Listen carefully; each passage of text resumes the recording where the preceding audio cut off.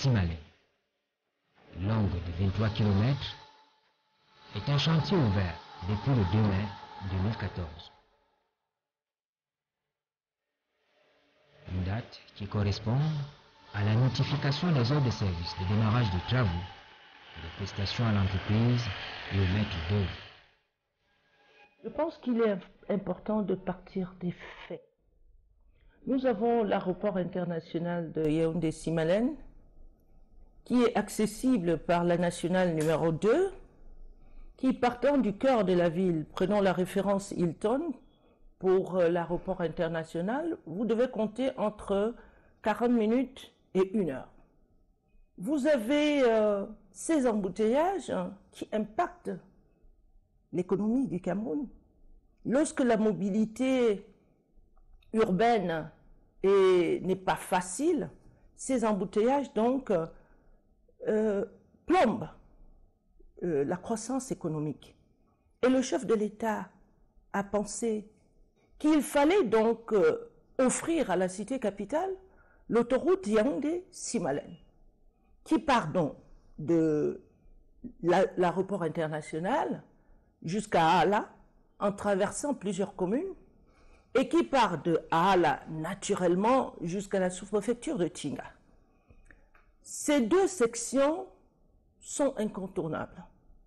Déjà pour avoir le caractère de voie autoroutière, mais également qui viendra régler les questions d'engorgement, d'embouteillage, qui, il faut le dire également, impactent sur les changements climatiques. Parce qu'habituellement, on se connaît en Afrique, lorsqu'on est dans des embouteillages, on ne coupe pas le moteur, on joue avec les pédales. Et donc, pendant qu'on le fait, il y a cette pollution. Et le président de la République fut parmi les premiers chefs d'État à signer l'agenda 2030, c'est-à-dire les objectifs de développement durable. Donc, la section Ras-Campagne, je pourrais dire que nous sommes bien heureuses de voir que nous sommes rendus presque à la fin.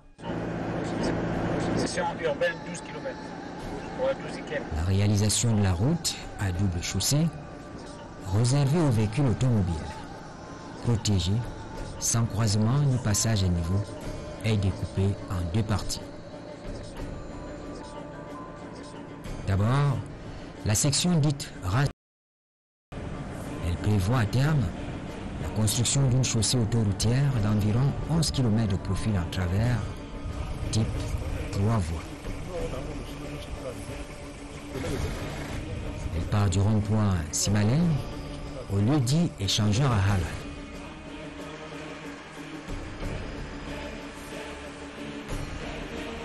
La pose de la couche de roulement de la chaussée est exécutée à 90%. On a fini avec tous les travaux de terrassement, tous les travaux de la structure de chaussée, y compris une demi-partie de la couche de roulement en béton bitumineux. Déjà, on est en train de voir derrière nous, c'est-à-dire la continuation de l'exécution de la couche du béton bitumineux. Le point de départ de l'autoroute de Yaoundé-Simalène, si on est côté Simalène, c'est le rond-point Simalène. Et donc il y a un aménagement très très important à cet endroit qui est vraiment l'entrée de Yaoundé, déjà à partir de l'étranger par l'avion, mais également à partir des régions du sud qui accèdent par là pour entrer dans la ville. Donc il y a un aménagement magistral, paysager mais magistral, qui est prévu dans cet endroit-là. Donc les autres ouvrages, c'est-à-dire les ouvrages d'art, on a fini tous les ouvrages, ça reste seulement qui est en cours d'exécution l'ouvrage de Aala, donc où on va faire l'échangeur de Aala qui va relier bien sûr l'autoroute avec la route Yaoundé-Douala. Donc c'est en cours d'exécution, on espère bien jusqu'à la fin de cette année, on va finir cet ouvrage-là, la structure, et ça va rester seulement la superstructure comme on le sait bien, la couche d'étanchéité, la couche de roulement et tout ça. Donc ça reste aussi sur tout le projet, bien sûr, c'est tributaire de l'exécution de la couche de bébé, les signalisations on ne peut pas le démarrer seulement quand on va finir le bébé. L'éclairage, on cite bien que notre autoroute elle est tout éclairée sur les 11 km qui sont prévus. Donc l'éclairage, l'entreprise déjà a commencé l'approvisionnement des équipements nécessaires pour l'éclairage.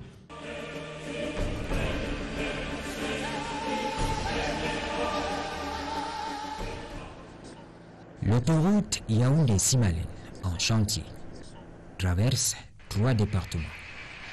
La Bafouafamba, la Bafouakanon, le Fundi. À la fin, l'ouvrage est censé développer ses unités administratives, en leur donnant plus de visibilité. Venant de Simalène, l'autoroute traverse 4 grandes localités très peuplées de notre arrondissement. Il s'agit de Minkan, Toutouli, Meyou et Abomey. Il s'agit d'importantes agglomérations au plan démographique et économique.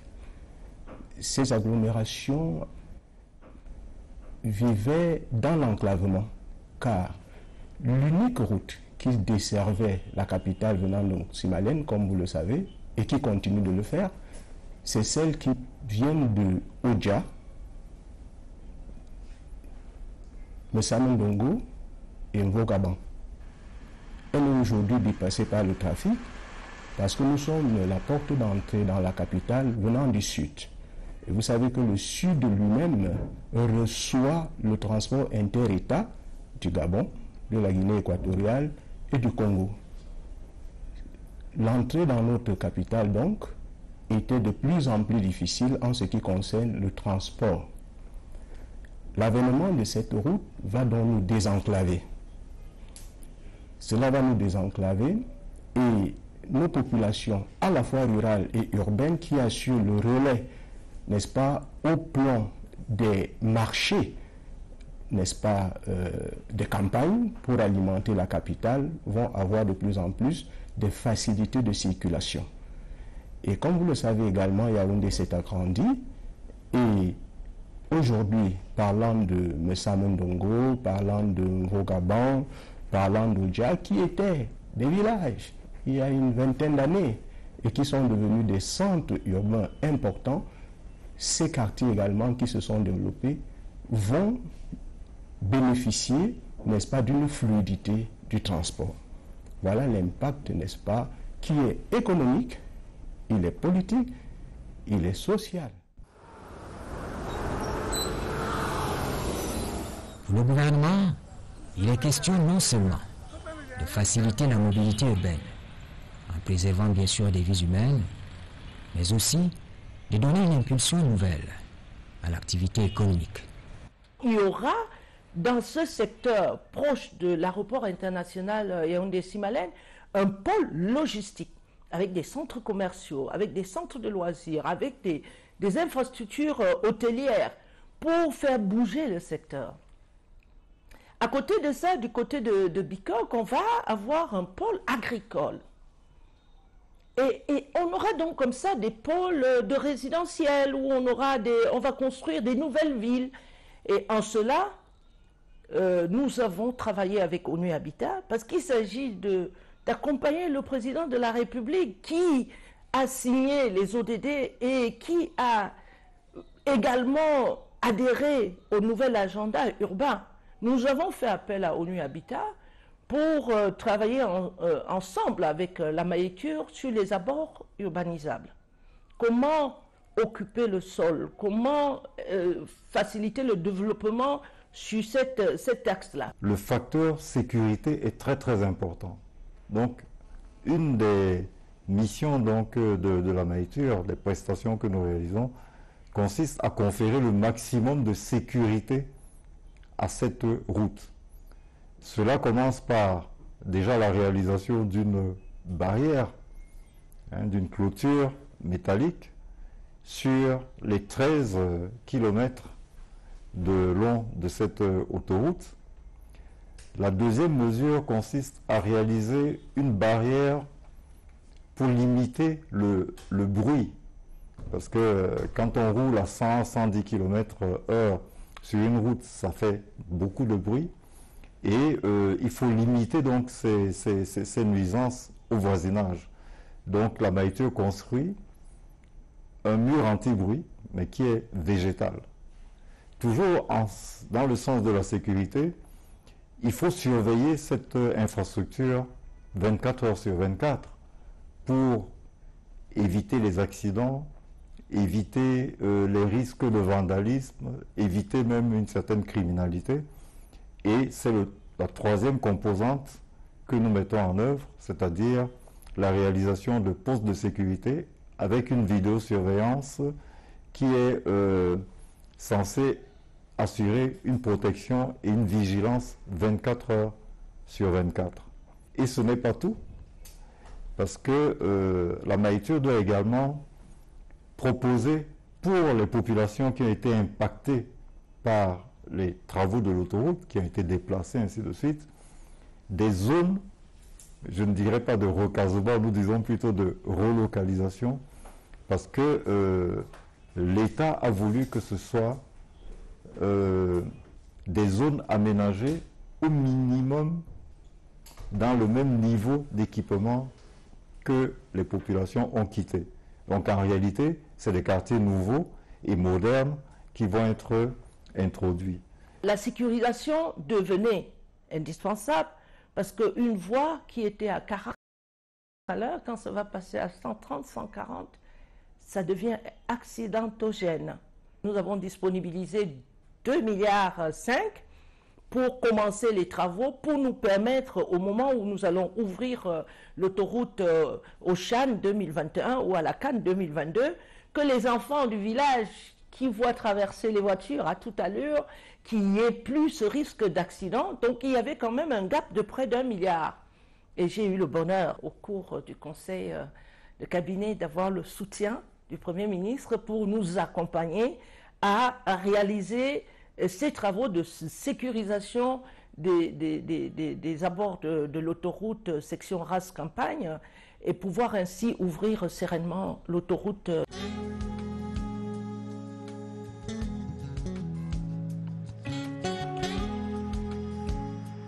Ici, c'est l'échangeur de Millau. Il a la conception d'un trèfle, grand trèfle, c'est-à-dire il va permettre l'échange de trafic entre la voie de contournement est projetée, qui est déjà en cours d'études très avancées au niveau de Mindu, et l'autoroute Yaoundé-Simalène. Donc il va permettre l'échange entre ces deux grands ouvrages, l'autoroute et la voie de contournement est. Donc il va permettre la sortie et l'entrée dans tous les sens. Et c'est un grand ouvrage que jusqu'à aujourd'hui, c'est le plus grand échangeur qui est en train de construire au niveau du Cameroun. On contrôle bien sûr primordialement la qualité des travaux, la qualité des intrants, c'est-à-dire des granulats, des fournitures, tout doivent être conformes aux normes, conformes aux règles de l'art. Il y a des contrôles quotidiens, on a des équipes de contrôle, on fait le contrôle contradictoire à notre équipe, c'est-à-dire de la mission de contrôle avec l'entreprise et aussi avec la Bogini qui est avec nous sur le projet pour contrôler tout ce qui est géotechnique. Donc les contrôles se font quotidiennement. En amont, et pour la bonne appropriation du projet par les riverains, il a fallu associer les collectivités territoriales décentralisées bénéficiaires à l'organisation des campagnes de sensibilisation. Ce travail est permanent. Il a commencé il y a longtemps parce qu'il fallait d'abord sensibiliser les populations pour qu'elles acceptent, n'est-ce pas, le projet, qu'elles s'approprient le projet. Parce que vous savez, pour un tel projet, il y a un impact environnemental. Les populations qui doivent être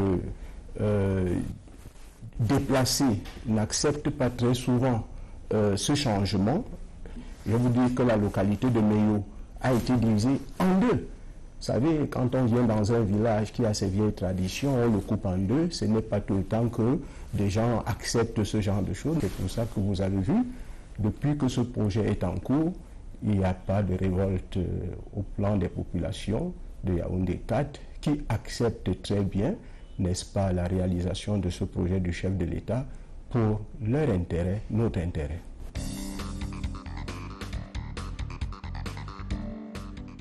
À l'observation des faits, les délais d'exécution des travaux n'ont pas été respectés de mai 2014 à ce jour. Des manquements relevés dans les études de base ont par exemple entraîné d'importantes modifications tant sur la structure de base de la chaussée que sur les voies de desserte.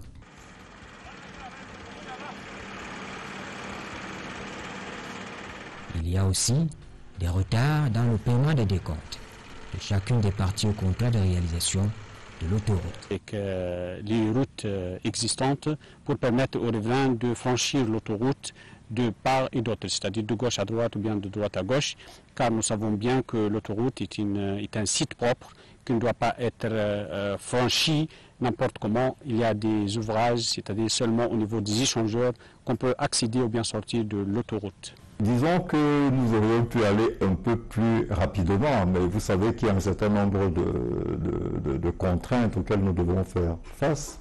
Ben déjà la première, qui est la plus présente, c'est la pandémie de Covid. Mais il y a également eu certaines difficultés, par exemple de mobilisation de la totalité des financements. Mais je pense que bientôt, nous pourrons dire que ce sont des difficultés qui sont derrière nous, puisque des dispositions sont en train d'être prises pour que, au moins, la phase d'urgence qui permet que cette infrastructure soit ouverte à la circulation à l'horizon des manifestations internationales Cannes qui vont se dérouler soit effective. Et ça, je pense que nous en avons maintenant quelques promesses et nous sommes en train de travailler dans ce sens. En tout cas, nous sommes mobilisés avec toutes les entreprises que nous avons commises pour que nous puissions respecter le timing. Donc, il y a eu des contraintes. La libération des emprises, le déplacement des réseaux. Je vais m'en tenir à ces deux contraintes. Parce que ces deux contraintes, vous avez des Camerounais qui étaient impactés et qui naturellement avaient leur chèque d'indemnisation, qui soit refusé de prendre le chèque, qui soit prenait le chèque et refusait de partir. Nous avons fait un suivi de proximité. Et je voudrais saluer le MINCAF, le MINAT et tous les membres du gouvernement, y compris le cabinet civil. Nous avons fait une descente musclée pour dire aux populations, c'est un don du chef de l'État pour l'amélioration de vos conditions de vie. Et donc, la dernière descente a permis vraiment d'amener, de faire l'ultime sensibilisation, d'amener les populations à la mobilisation citoyenne qu'appelle le chef de l'État. Faire du développement une cause nationale, c'est ça. C'est de comprendre que oui, je suis impacté, mais c'est dans le cadre de l'intérêt général et de partir. Et je crois que les voies sont libérées. Donc, l'entreprise déroule sereinement dans les finitions de la section Ras-Campagne. Rendu à ce niveau, on sera à 15 minutes de l'aéroport international Yaoundé-Simalène. Et l'avantage, d'autres avantages de cette section Ras-Campagne, c'est que les villes traversées, je les appelle villes, parce que lorsque la route passe, le développement suit. Dans ces communes, même si elles sont des communes encore du secteur rural, je pense à Pikok, Ngoulmakon, Toutouli, toutes ces communes vont se transformer. Conscient de l'importance de l'ouvrage en construction, le gouvernement a ordonné la mobilisation d'1,9 milliard de francs CFA pour compléter les 2,5 milliards déjà disponibles pour la sécurisation de la voie. Des ressources importantes pour un objectif bien précis. Même les habitudes de transport de la population impactée par le projet vont changer. Donc maintenant, venir pour construire une autoroute, c'est vrai, dans une forte zone fortement urbanisée, Ça devrait prendre en considération bien évidemment les aspects techniques, notamment le confort des usagers, notamment le gain en termes de desserte d'un point A jusqu'à un point B. Certainement on va gagner en temps, mais aussi ça doit prendre en considération notamment les aspects socio-économiques.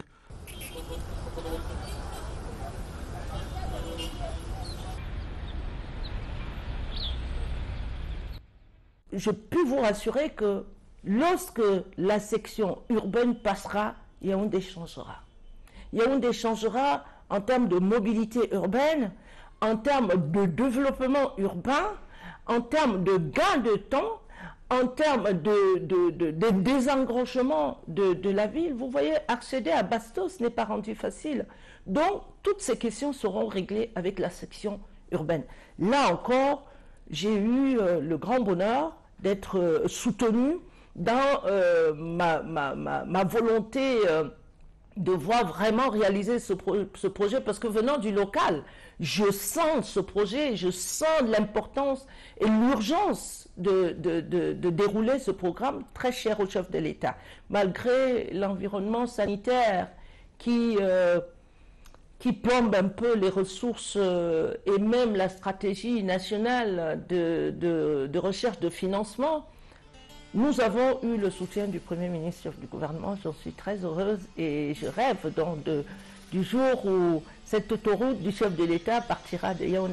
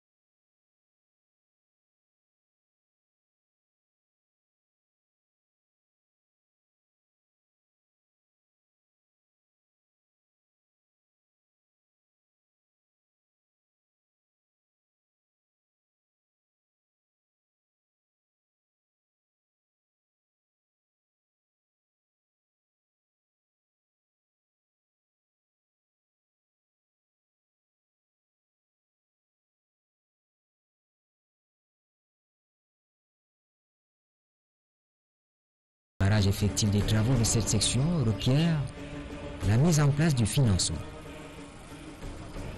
la libération des emprises, notamment le paiement des indemnisations, ainsi que le déplacement des réseaux, des entreprises ayant reçu le droit exclusif de distribution des services tels que l'eau, le courant électrique ou le téléphone.